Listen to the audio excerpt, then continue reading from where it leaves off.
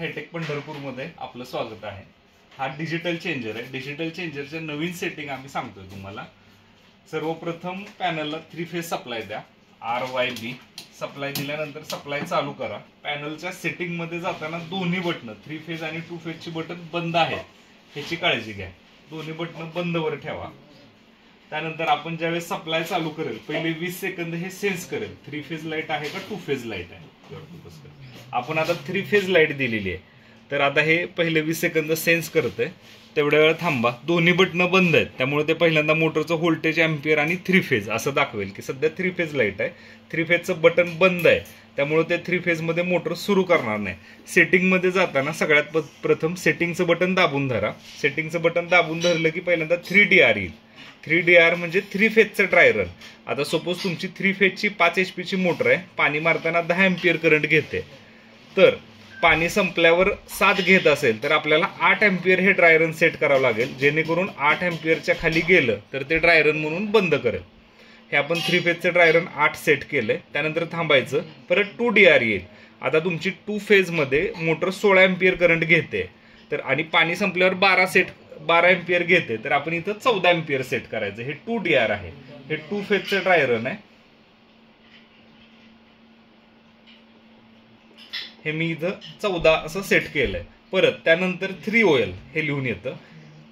2 minute थांबलं की 3OL लिहून येतं। हे 3 फेजचं ओव्हरलोड आहे। आता 3 फेज मध्ये आपण ड्राय रन 8 सेट केलंय 10 एम्पियर करंट घेऊन, तर ओव्हरलोड 14 एम्पियर सेट करायचं।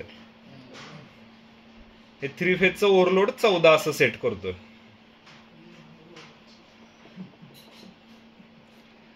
हे 3 फेजचं ओव्हरलोड सेट केलं।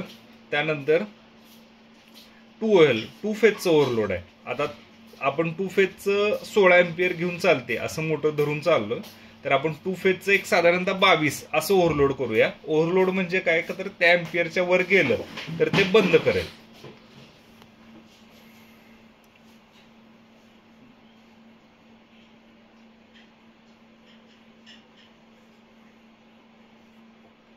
हे 2 फेजचं ओव्हरलोड झालं 22 एम्पियर। अशा प्रकारे आपण 3 फेजचं ड्राय रन, 2 फेजचं ड्राय रन, 3 फेजचं ओव्हरलोड, 2 फेजचं। हा अजून एक आहे लो व्होल्टेज। आता एखाद्या वेळेस सिंगल फेजला लो व्होल्टेज हे फक्त सिंगल फेजला काम करतंय। जर तुम्ही आता इथं मी 300 व्हॅल्यू सेट केली आणि सिंगल फेज लाईट असताना 300च्या खाली व्होल्टेज आलं तर ते ऑटोमॅटिक बंद ठेवेल। झालं आणि यानंतर मेनू मधनं बाहेर पडतंय। अशा प्रकारे तुम्ही मेनू मध्ये जाऊन सेटिंग करू शकता। जर तुम्हाला हे अवघड वाटत असेल तर फक्त तुम्ही दोन्ही बटन चालू करा। 3 फेज लाईट आल्यानंतर मोटर सुरू झाल्यानंतर जर सेटचं बटन दाबलं मोटर सुरू झाल्यानंतर तर ते ऑटोमॅटिक ड्राय रन आणि ओव्हरलोड 3 फेज मध्ये सेट करेल। 2 फेज लाईट आल्यानंतर जर हे सेटचं बटन दाबून धरलं तर हे 2 फेज मध्ये ऑटोमॅटिक ड्राय रन आणि ओव्हरलोड सेट करेल। आता 1-2 मिनिट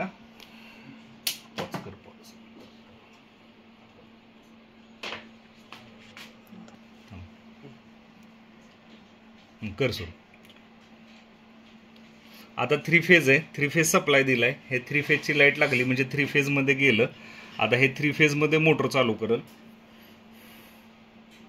ऑन केलं, आतमध्ये स्टार्टरचा आवाज आला, ह्या रिलेचा टक्क दिशेने आवाज आला म्हणजे मोटर चालू झाली। हे 3 फेज मधलं व्होल्टेज दाखवतंय, हे एम्पियर दाखवतंय। आता सध्या 12 एम्पियर करंट घेते। तुमच्या लक्षात असेल आपण 3 फेजला 8 सेट केलंय ड्राय रन आणि 16 ओव्हरलोड सेट केलंय। तर मी आता हे एम्पियर कमी करतोय।